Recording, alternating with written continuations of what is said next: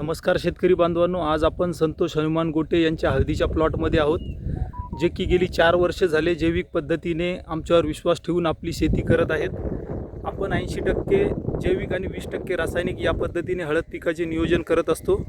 हा त्यांचा हळदीचा 1 एकरचा प्लॉट आहे आणि याच्या अगोदर एक व्हिडिओ घेतला, तो सुद्धा 1 एकरचा प्लॉट। अशा दोन्ही हळदीसाठी आपण जैविक पद्धतीने ट्रीटमेंट केलेली आहे। अतिशय माळाचं आणि हलका असं शेत, या शेतात सुद्धा आपण ही हळद कशी बहरलेली आहे या व्हिडिओच्या माध्यमातून पाहत आहोत। त्यांनी काय काय वापरलं जैविक पद्धतीमध्ये हे त्यांच्याकडून ऐकू। संतोष भाऊ, या हळदीसाठी आपण जैविक पद्धतीने कोणती कोणती ट्रीटमेंट घेतली आतापर्यंत, बीज प्रक्रियेपासून ते आतापर्यंत?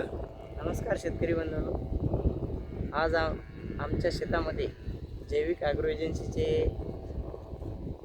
विजू भाऊ गोटे हे आलेले असताना आज आम्ही त्यांना प्लॉट दाखवला। या प्लॉटला आज 2 महिने होत आलेले आहेत, तरी या शेतामध्ये आम्ही पहिल्यांदा जेव्हा लागवड केली त्याच्यानंतर 8-10 दिवसातच DAP, ऑर्गॅनिक DAP, त्यासोबत भूमी पॉवर आणि एक बुरशीनाशक म्हणून रूट गार्ड एक भरणी 2 किलोची आणि मायक्रोराजा हा एक पहिला डोस दिलेला आहे। त्यानंतर दुसरा डोस हा रासायनिकचा दिला, पण आता तिसऱ्या डोसला आम्हाला त्यांचंच एक पोटॅश, भूमी पॉवर आणि DAP भूमी पॉवर टाकायचं आणि भूमी पॉवरच्यानं हिरवेगारपणा, लसलसीत आणि हे शेत जर पाहिलं, शेतीची क्वालिटी कशी झाली, हे शेत जर पाहिलं तर एक शेत असं 1 फूट 1.5 फुटाच्या खाली याला खडकच आहे। तरी आम्ही जैविक पद्धतीचं जे वापरलेलं आहे, जैविक खत, रासायनिक जैविक खत वापरलं असताना या शेतीचा जहा गुळगुळीतपणा आणि याची माती अशी भुसभुशीत आहे।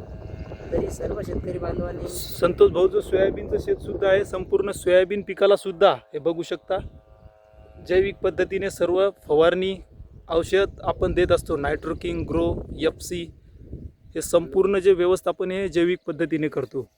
त्यांनी आमच्यावर विश्वास ठेवून जैविक पद्धतीने गेली 4 वर्ष झाले आपली शेती करत आहेत। त्याच्याबद्दल विदर्भ ऑर्गॅनिक एजन्सी वाशिम आणि जैविक ॲग्रो एजन्सी तोंडगावकडून त्यांचे हार्दिक स्वागत। धन्यवाद संतोष भाऊ। धन्यवाद।